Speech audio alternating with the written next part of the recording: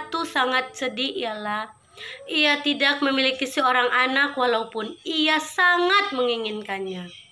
Di saat salju pertama turun, ratu sedang duduk di dekat jendela sambil merajut sebuah pakaian. Tiba-tiba burung salju mendekatinya dan membuat ratu terkejut hingga melukai tangannya. Tanpa sengaja, darah pun jatuh di atas salju di luar sana dan berbentuk seorang bayi. Saat melihat darah itu, ratu pun sangat terkejut dan memohon kepada dewa agar bisa memiliki seorang bayi perempuan yang cantik, putih, dan baik hatinya. Setelah itu, sang ratu pun hamil. Namun di saat bersamaan, sang ratu harus terjatuh sakit. Sudah banyak dokter yang berusaha mengobatinya, namun tetap tidak bisa. Lalu musim semi pun tiba. Bunga-bunga bermekaran kemana-mana seakan mereka sedang menunggu kehadiran sang bayi. Saat itu pagi yang sangat cerah, matahari bersinar seakan mencairkan salju yang ada. Sang ratu pun telah melahirkan seorang bayi perempuan yang sangat cantik dan berkulit putih. Sang ratu pun menamai anaknya Putri Salju. Namun kebahagiaan itu tidak berlangsung lama.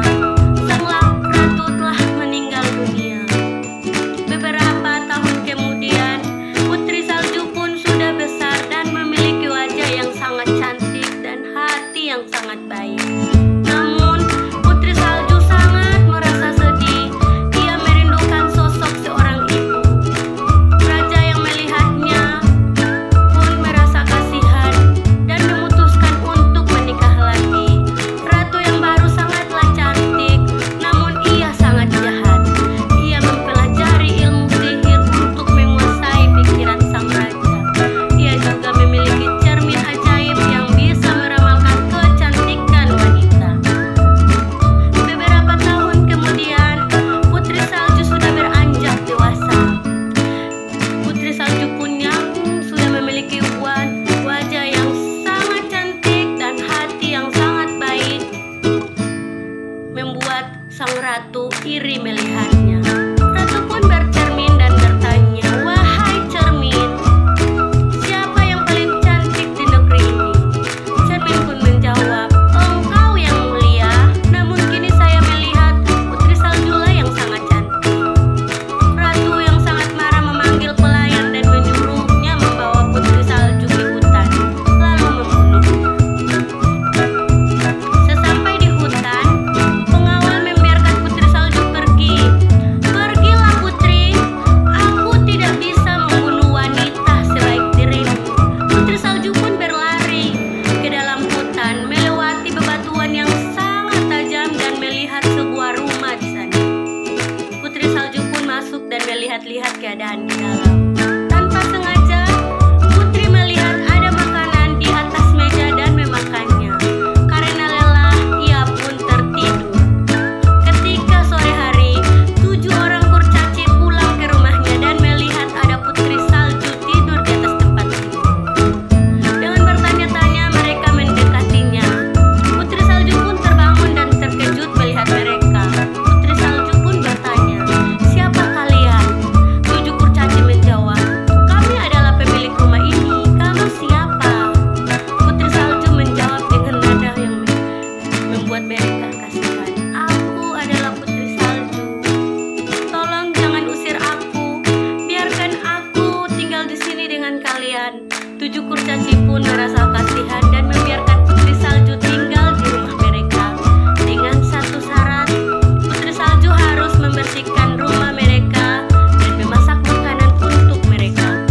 Pada pagi hari, 7 orang kurcaci pergi menambang emas di bukit nan jauh di sana.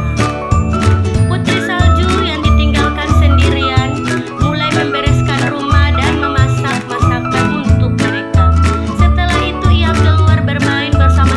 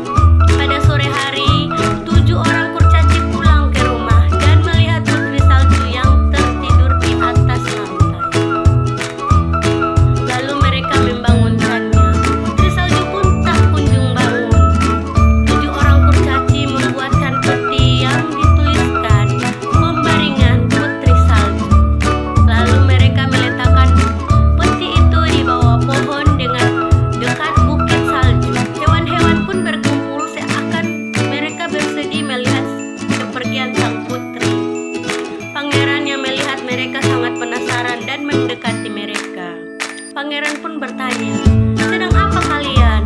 Pangeran terkejut melihat wanita yang ada di dalam peti itu. "Oh tidak, itu wanita yang selalu hadir di mimpiku. Aku bersedia menukarkannya dengan apapun yang kupunya. 7 kurcaci tak mengizinkannya." Namun pangeran tetap bersikeras membawa peti itu. Pangeran memanggil 4 orang pengawalnya dan membawa Putri Salju ke istana. Ketika di perjalanan, seorang pengawalnya yang membawa peti itu tersandung. Lalu Putri Salju pun memuntahkan apel yang dimakannya. Pangeran pun terkejut dan memerintahkan 4 orang pengawalnya untuk menurunkan peti itu. Pangeran sangat terkejut melihat wajah Putri Salju yang sangat